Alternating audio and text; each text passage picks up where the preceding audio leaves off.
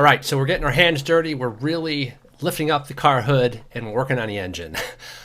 Let's get into the next step, the next nitty gritty piece, understanding an Amazon listing. I want to break down the key components of an Amazon listing and then tell you the iFlow. So since we seem to be talking about a Bluetooth speaker in this module, let's just kind of continue with that theme. This is one of the top 5 most successful Bluetooth speaker listings. And I just want to show you some stuff. So this area right here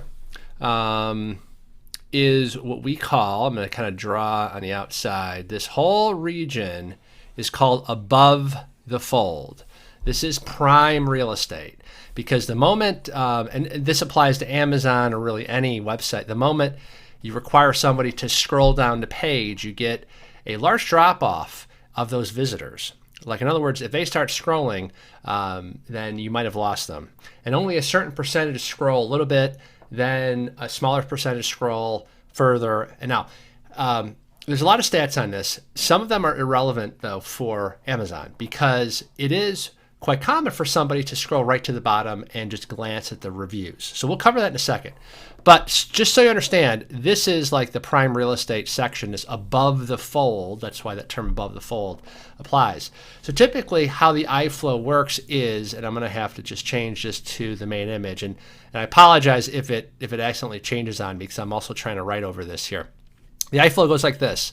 Step number 1, they glance at that main image. The reason why the iFlow goes this way is because to even click through to your listing, they must have first seen what? The thumbnail version of the main image on Amazon search. Second, they glance at the title. One of the reasons why Amazon requires now shorter titles, it's a character limited, and it just depends on the product category. So I won't bore you with trying to break that down because they change it all the time. But back in the day, we said these really long run-on titles under the theory that we could keyword stuff. But really, what I started testing was I was testing short titles, and I was getting better results. And that's because, look, this is just more readable than some long run-on sentence title that, in the past we were trying to stuff every keyword, every benefit, and you name it. But this is very readable and user-friendly. And also by having a truncated title, a shorter title, it doesn't push this above the fold section down, right? Now there's more prime real estate here where the person doesn't have to scroll, okay? So that's iFlow section number 2. Typically then they will bounce and they will go down the images. So look, let me tell you in the real world how fast this happens. Main image, 1 second. Title, 2 to 3 seconds. And then this is the first area where they're hanging out and spending more than a few seconds. They're clicking through, they're reading, they're clicking through again, they're visualizing, in their mind's eye, them owning and potentially possessing this product. And then on certain listings, there are some videos that are allowed, which goes really outside the scope of this course. But I'm just kind of letting you know that there are some features you're going to see on certain listings that won't be available for a new seller, okay? So main image and these inner images, this is prime. And remember, I always go after the sweet spot. What I believe is a sweet spot on Amazon, it's those impulse buyers, okay? It's those impulse buyers. The impulse buyers oftentimes can glance at the main image, glance at the title, and then oftentimes will buy just by flipping through the images, okay? The fourth area, then, they bounce from here to the bullet points, okay? This is number 4. And most people will not read them word for word. They will scan and they will look for, and it really depends on the product, but they'll look for the product attributes that they specifically want, okay? So this is the second area. So they're spending most of their time on the images and most of their time on the bullets. Their eye will glance here, and if there's any concern about the product, guess what they do next? They usually will typically scroll right down to those reviews, okay? So my writing kind of made a mess of this, but this is number 1, only like 1 or 2 seconds. So they're going to glance at this just to like get a better view because they saw it in the thumbnail view. Number 2, just a few seconds reading this. Oftentimes it contains the product attributes. This is the first real commitment they're making, and by commitment I mean, you know, probably less than 30 seconds, max of a minute from my experience. Just clicking through these thumbnails. Like a video, some people will definitely watch those, but again, let's just not include those because those aren't available to a lot of us. Okay, this is number 3, and then number 4, they're going to hang out here. So these are the 2 hotspot areas, right? Images though gets 2 of the 4 areas, main image and inner images. Do you see where I'm going with this? So this quadrant here is like crack cocaine for the impulse buyers. Does that make sense? Then the analytical, or somebody who needs a little more information because of specific product attributes, then they're going to go into here and do more of a deep dive in this text. But the reason why you might have noticed Amazon for years has kept the add to cart button up here and not down here is because they know that there's a circular eye flow. Boop, right? Here, a big circle, buy. Here, a big circle, buy.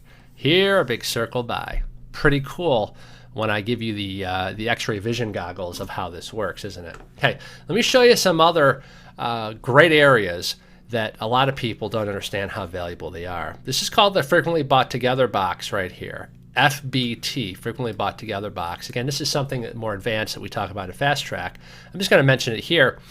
Do you know that these suggestive add-ons, according to Amazon themselves, are responsible for 33% of the sales on Amazon? So if you can get yourself in the frequently bought together box, like if this is your item, you almost get like a tag along for this huge seller. And so you know that that's driving a lot of sales, that frequently bought together box. Okay, we're going to scroll down to this area. Now, this is one of the few listings. I don't see a lot of listings do this. And I'm almost wondering if they're one of my students because this is like textbook. We call this the coupon stack. Okay, and it doesn't cost any extra money to activate this feature, but this is like an accordion. You're now expanding the opportunities for those impulse buyers to buy. And there's all these buttons here. It's like eye candy. And so it's very common that we are able to get our customers purchase multiple units of a product that logically you wouldn't think they would purchase multiple quantity of. So we do ours a little bit different, and I have a video that I guided Paul Harvey of exactly how we do our coupon stacks, and he made a video because he's able to show his Seller Central account. I'm not really able to show you inside mine because it'll reveal my brands and things like that.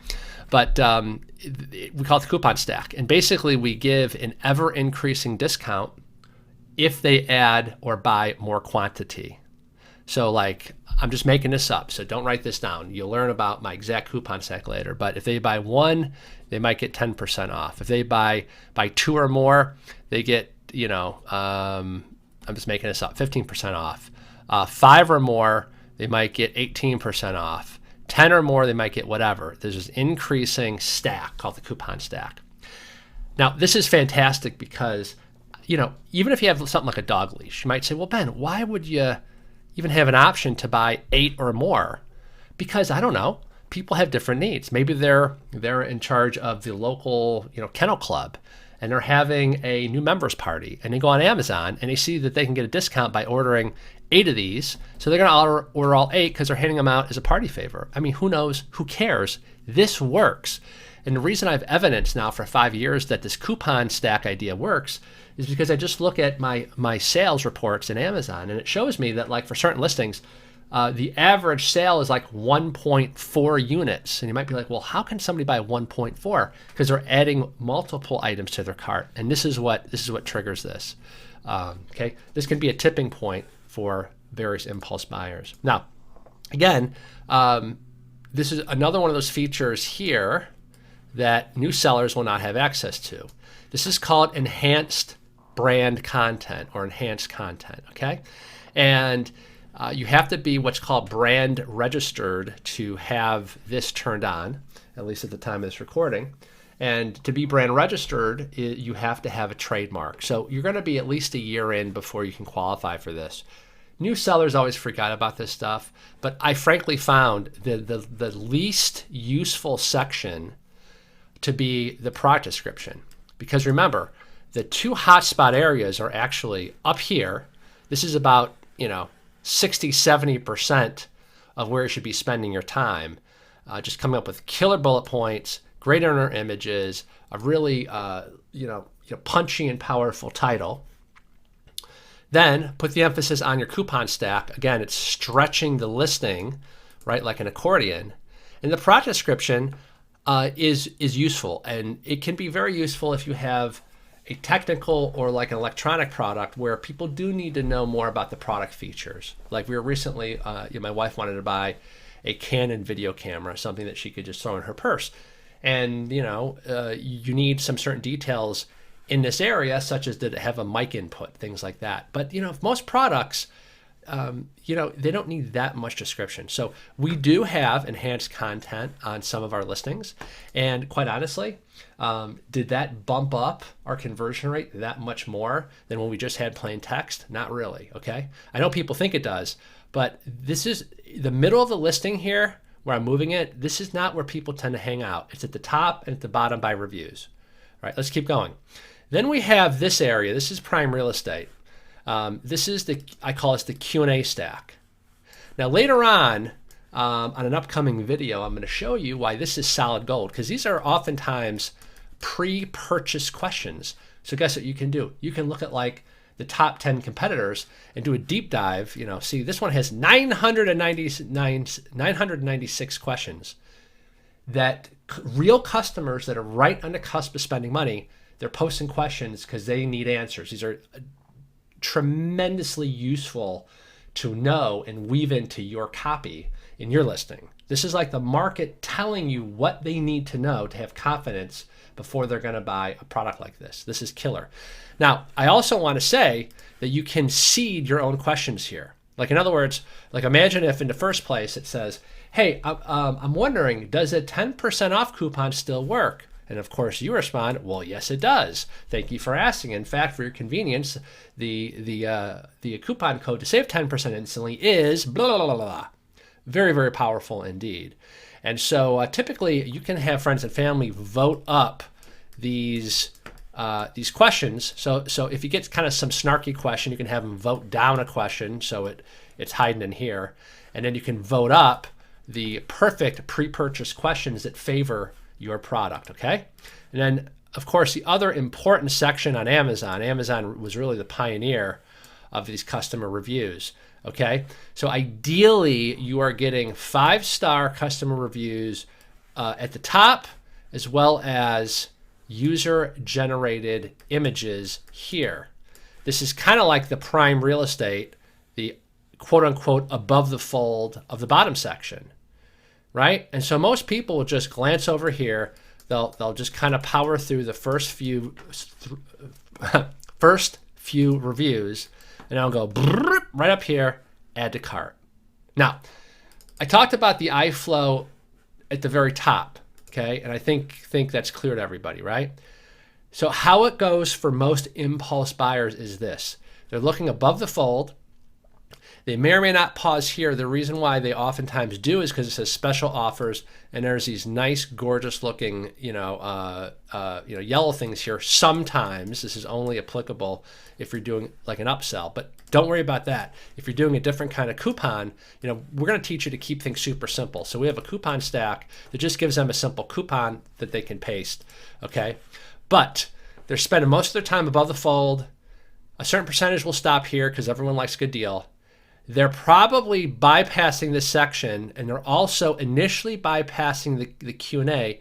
They go right to the bottom, and they very quickly scan the headlines and some of the copy here for the reviews.